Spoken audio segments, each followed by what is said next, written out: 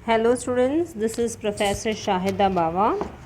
Screen पे जो topic दिख रहा है business policy, meaning and features, ये जो है ये हेल्पफुल है बीएमएस स्टूडेंट्स को as well as MCom students को।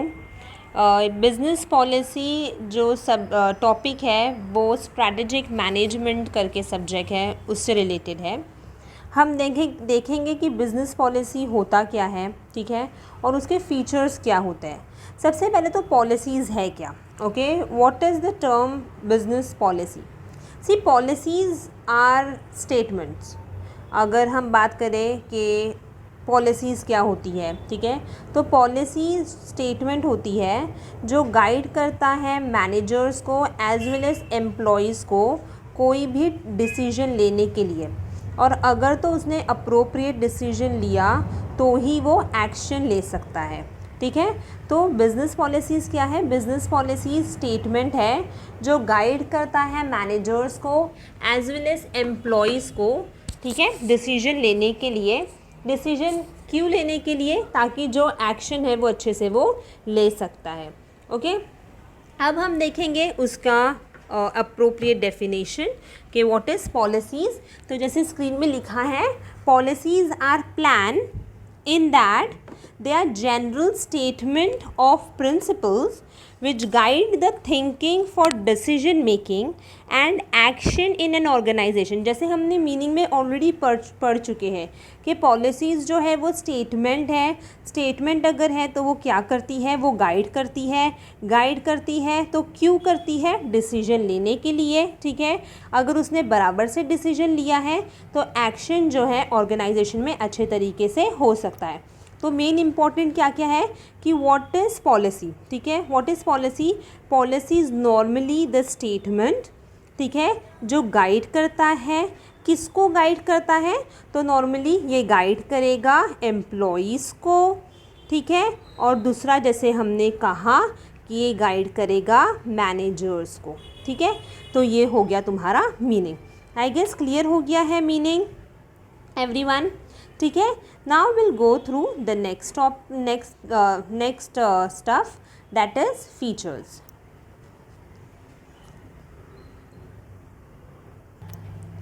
जब हमने फीचर्स की बात करी तो फीचर्स ऑफ बिजनेस पॉलिसी क्या कहता है, तो सबसे पहला जो पॉइंट है फीचर्स का वो है applicable to all functional areas, ठीक है। See, when we speak about के बिजनेस पॉलिसी, जैसे हमने मीनिंग में पढ़ा कि वो स्टेटमेंट है जो गाइड करता है मैनेजर्स को एज वेल एज एम्प्लॉयज़ को कुछ डिसीजन लेने के लिए, ताकि ऑर्गेनाइजेशन के लिए बेनिफिट हो सके, ठीक है। तो अब उसके फीचर्स क्या क्या है, उसका नेचर क्या है, उसका कैरेक्टरिस्टिक्स क्या है। तो सबसे पहला पॉइंट है जो पॉलिसीज़ है वो एप्लीकेबल है हर एक फंक्शनल एरियाज़ के लिए, चाहे वो मार्केटिंग हो, चाहे वो प्रोडक्शन हो, चाहे वो फाइनेंस के रिलेटेड हो, चाहे वो एचआर के लिए क्यों ना हो, ठीक है।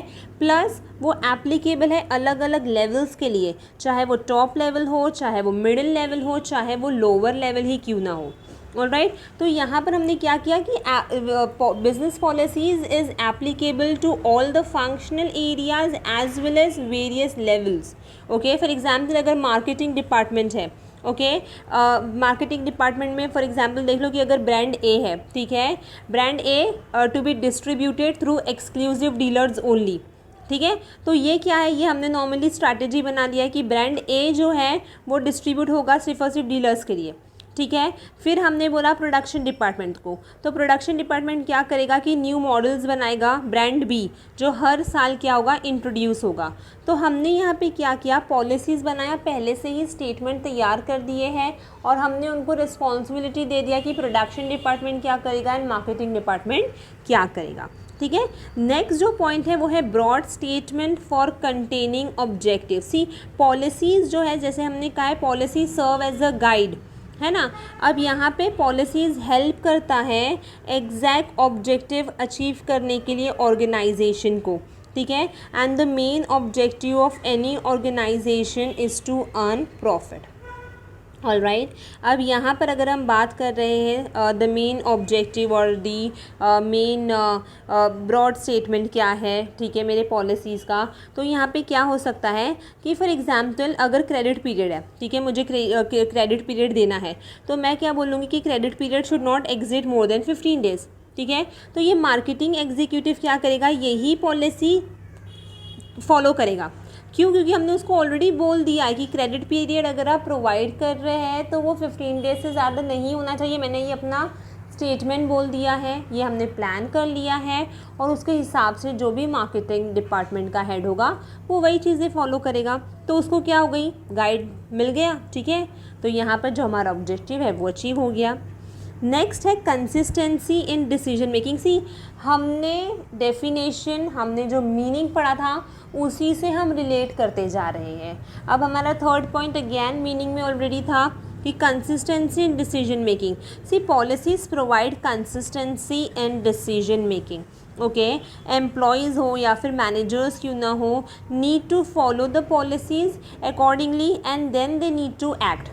ओके, तो यहाँ पर क्या है कि डिसीजन मेकिंग के लिए बहुत ज़्यादा इम्पॉर्टेंट हो जाएगा। यहाँ पे जो भी पॉलिसीज़ है, ठीक है, वो फिक्स नहीं होती है, they can change depending upon the situation. ऐसा नहीं है कि जो हमने पॉलिसी बना दी हुई है वो एकदम फिक्स रहेगी, नो, सिचुएशंस के हिसाब से क्या होती जाएगी, वो चेंज होती जाएगी। नेक्स्ट है allocation and utilisation of resources. See, policies जो है हमने अगर तो पहले से ही प्लान करके चीज़ें रख चुकी है, ठीक है, तो उस हिसाब से हम क्या करेंगे, हम प्रॉपरली एलोकेट करेंगे हमारा रिसोर्सेज। अब रिसोर्स की जब हम बात करते हैं तो रिसोर्स में क्या क्या होगा, physical, finance and human resource, ठीक है। अब उसको बराबर से एलोकेट करना है, और जब तुमने उसको बराबर से एलोकेट किया है तो उस चीज़ को क्या करोगे, बराबर से यूटिलाइज़ करोगे, अच्छे तरीके इस्तेमाल करोगे, ठीक है।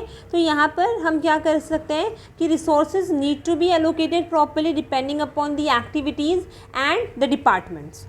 ऑलराइट, तो फॉर एग्जांपल अगर तो मैनेजमेंट को ज़्यादा से ज़्यादा इंपॉर्टेंस देना है social responsibility towards the society, ठीक है, तो मैनेजमेंट क्या करेगा, ऐसे प्लानिंग करेगा चीज़ें जो सोसाइटी के लिए फ़ायदेमंद हो। Okay, for example go green, ठीक है, तो वो प्लास्टिक जो है वो बैन करेगा कि हमारे सोसाइटी को हार्म हो रहा है तो हम वो नहीं करेंगे चीज़ें।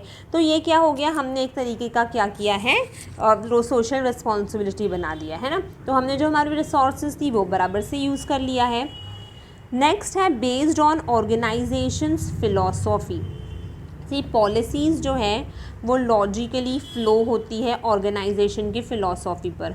अब जब हम फ़िलॉसफी बात कर रहे हैं तो फ़िलॉसफी में क्या होगा, 3 इम्पॉर्टेंट चीज़ें, respect for the individual, this is very simple concept, ठीक है, we need to respect the individual, we want to give the best customer service, okay, और हर एक कंपनी इनफैक्ट देता भी है, और हर एक ऑर्गेनाइजेशन ये उम्मीद करता है कि जो भी न्यू फैशन आया हुआ है उसके हिसाब से वो क्या करे, लोगों को उनकी सर्विस प्रोवाइड करें, ठीक है, जैसा न्यू फैशन आ रहा है उस तरीके से न्यू आइडियाज़ जनरेट करें और उस हिसाब से सामान दें। तो ये क्या है, based on organisations philosophy. Next is communication and coordination.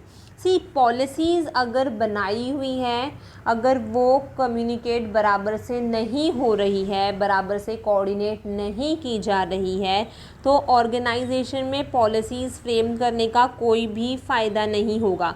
For example अगर मैं भी तुम लोगों को एक्सप्लेन कर रही हूँ, अगर मेरा कम्युनिकेशन बराबर से नहीं हो रहा है तो तुम लोगों को कुछ भी कॉन्सेप्ट क्लियर नहीं होगा, ठीक है। तो यहाँ पे क्या है कि पॉलिसीज़ जब हम बनाते हैं तो policies facilitates proper communication and coordination throughout the organisation. Policies जो है वो डाउनवर्ड कम्युनिकेशन हो सकती है, अपवर्ड कम्युनिकेशन हो सकती है, डायगोनल हो सकती है, ठीक है, superior to subordinator, subordinator to superior, कैसे भी फ्लो में होगी, but policies need to be properly communicated as well as it has to be coordinated. Okay, next है hierarchy of policies. See, large organisation में हायरार्की फॉलो होती है। Top management जो है वो पूरा ओवरऑल कॉरपोरेट पॉलिसीज़ देखेगा, जो सेकंड लेवल होता है मतलब जो डिपार्टमेंटल हेड्स होते हैं वो अपने डिपार्टमेंटल की पॉलिसीज़ देखेंगे, ठीक है। और जो लोअर लेवल होते हैं वो क्या करेंगे, वो रूटीन पॉलिसीज़ देखेंगे। तो हमने क्या किया है, हमने ये हायरार्की बना दिया है। टॉप मैनेजमेंट ओवरऑल देखेगा, सेकेंड लेवल जो है वो अपने डिपार्टमेंट का देखेगा, और जो डाउन है, जो लोअर लेवल का, वो क्या करेगा, वो रूटीन पॉलिसीज़ देखेगा। तो ये क्या है तुम्हारा हायरार्की ऑफ पॉलिसीज़। ओके, तो फीचर्स ऑफ बिजनेस पॉलिसी में क्या है, applicable to all functional areas. जैसे हमने बताया हर एक फंक्शनल एरियाज़ में होता है production, finance, HR and you have production. Okay, production, HR, finance and marketing. Next is broad statements for attaining objectives. तो मेन ऑब्जेक्टिव क्या है, to earn profit. Consistency in decision making, तुम्हारा जो decision है वो अच्छे से होना चाहिए और अकॉर्डिंगली एक्ट होगा। तुम्हारे जो भी रिसोर्सेज है वो अच्छे तरीके से बांटना चाहिए और इस्तेमाल करना चाहिए। फ़िलॉसॉफ़ी जो है ऑर्गेनाइजेशन की वो 3 तरीक़ों में डिवाइडेड है, उसको अच्छे तरीके से देखना है।